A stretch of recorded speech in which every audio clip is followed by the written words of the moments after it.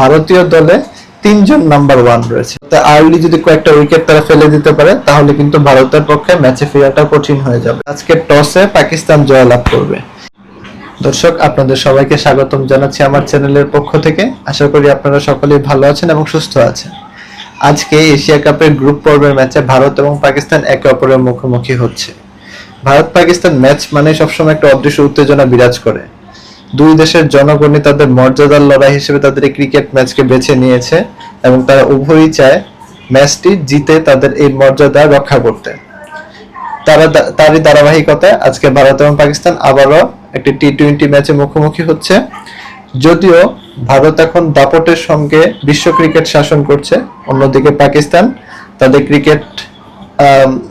ক্রিকেটের দিক দিয়ে তারা অনেকটা পিছিয়ে আছে এবং ভারতের চেয়ে, কিন্তু তারপরও ভারত এবং পাকিস্তান ম্যাচ মানে একটি বিশেষ কিছু।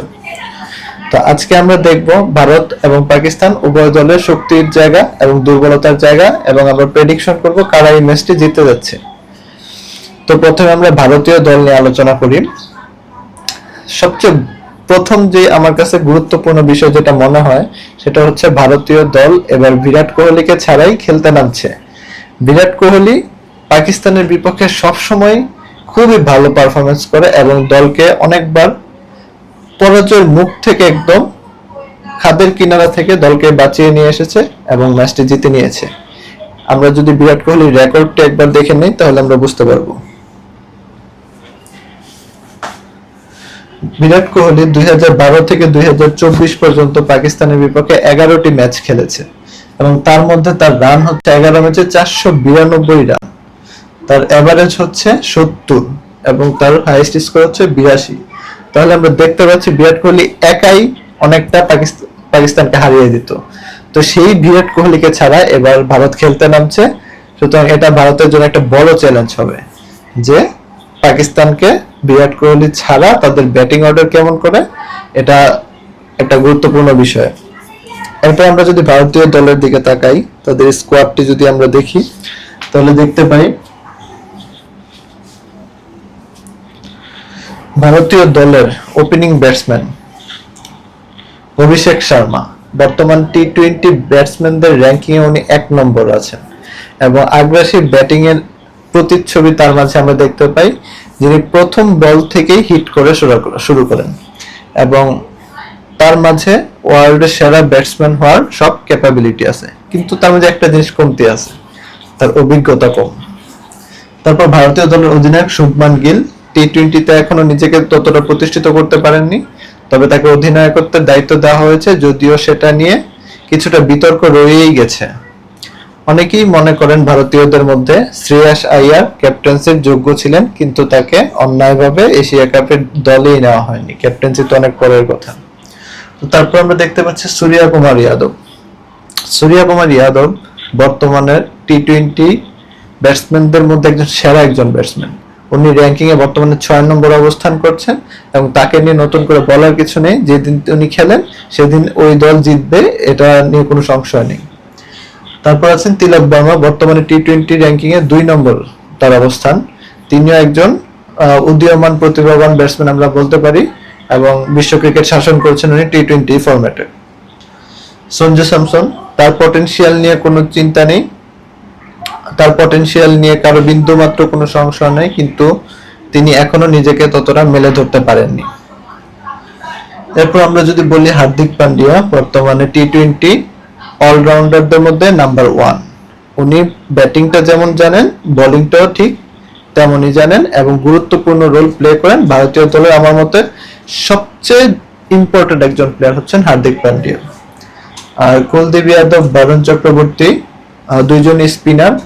বরুণ চক্রবর্তী একটু পিচের হালকা একটু সহায়তা পেলে উনি খুবই ভালো বল করেন এবং মিস্ট্রি স্পিনার। কুলদীপ যাদবও খুব ভালো করছেন এবং আমরা সবসময় জানি ভারতীয় দল ব্যাটিং নির্ভর, কিন্তু লাস্ট কয়েক বছর যাবত দেখতে পাচ্ছি ভারতীয় দলে বোলারদের রোলটা অনেক বড় হয়ে উঠেছে। তারা অনেক ভালো বোলিং করা শুরু করেছে, সারা বিশ্বের বিভিন্ন কন্ডিশনে তারা খুব ভালো বোলিং করছে এবং পেসারদের নেতৃত্বে রয়েছে জাসপ্রীত বুমরা, সে টেস্টে নাম্বার 1 র্যাঙ্কিং এ রয়েছে।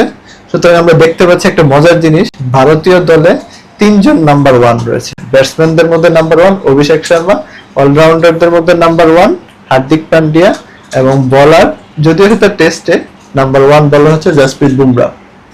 তারপর আমরা দেখতে পাচ্ছি যে পেসারদের মধ্যে আশদীপ সিং রয়েছে এবং অলরাউন্ডারদের মধ্যে অক্ষর প্যাটেল রয়েছে। সবাই মানে ভারতীয় দল একটা সম্পূর্ণ কম্প্যাক্ট একটা দল এবং তাদের কোনো কিছুরই ঘাটতি নেই। তারা এমনকি তারা বিশ্বকাপ জয়ের কাছাকাছি চলে যেতে পারে এই টিম নিয়ে।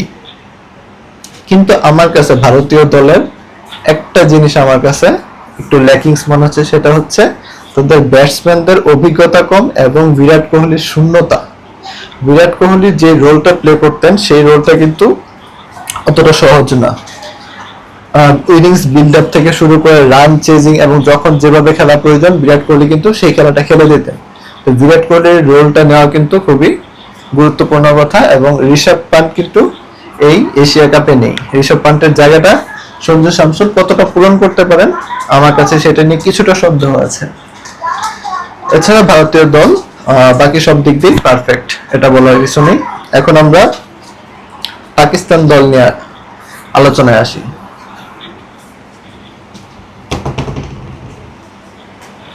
আচ্ছা, পাকিস্তান দলের ব্যাটিং নিয়ে যদি আমরা বলি, ফারহান খুবই আগ্রাসী ব্যাটিং করতে পারেন, যদিও ততটা ধারাবাহিক নয়।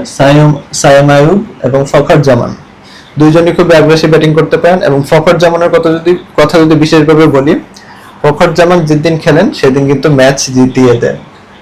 মোহাম্মদ হারিস আমার এভারেজ মানের প্লেয়ার মনে হয়, অতটা ভালো আমার কাছে লাগে না, অতটা ভালো ব্যাটিং পারেন না। এছাড়াও পাকিস্তানের মোহাম্মদ নওয়াজও ভালো ব্যাটিং পারেন এবং আমরা জানি ফাহিম আশরাফ তিনিও ব্যাট চালাতে পারেন খুব ভালো। তো পাকিস্তান দলের ব্যাটিং লাইন আপটা আমার কাছে ওয়ার্ল্ড ক্লাস মনে না হলো, কিন্তু যেদিন তারা খেলাটা তাদের মতো করে খেলতে পারেন সেদিন পাকিস্তানের এই ব্যাটিং লাইন আপ কিন্তু ভয়ঙ্কর হয়ে দাঁড়াতে পারে। এছাড়া পাকিস্তানের বোলিং নিয়ে নতুন করে বলার কিছু নেই।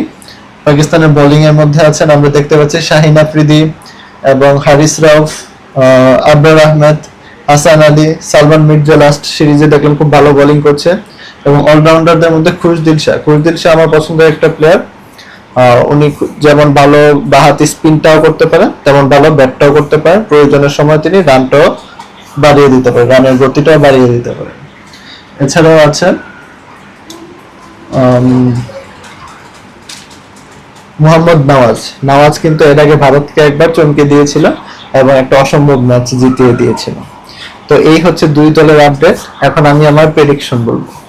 গত 10 ম্যাচে ভারত এবং পাকিস্তানের মধ্যে ভারত 7টি ম্যাচ জিতেছে এবং পাকিস্তান মাত্র 3টি ম্যাচে জয়লাভ করেছে, তাও আবার 2022 সালের এশিয়া কাপে।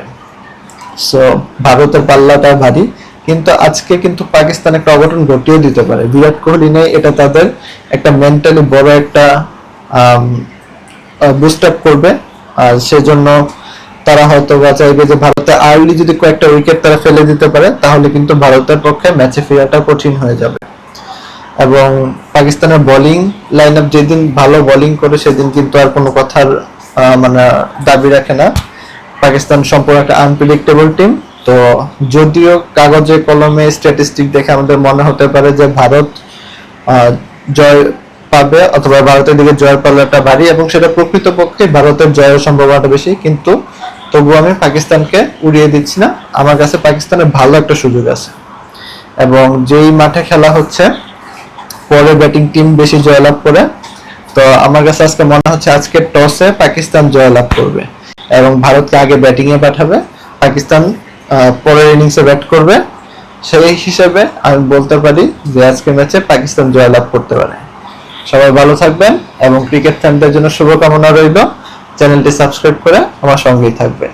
আল্লাহ হাফেজ।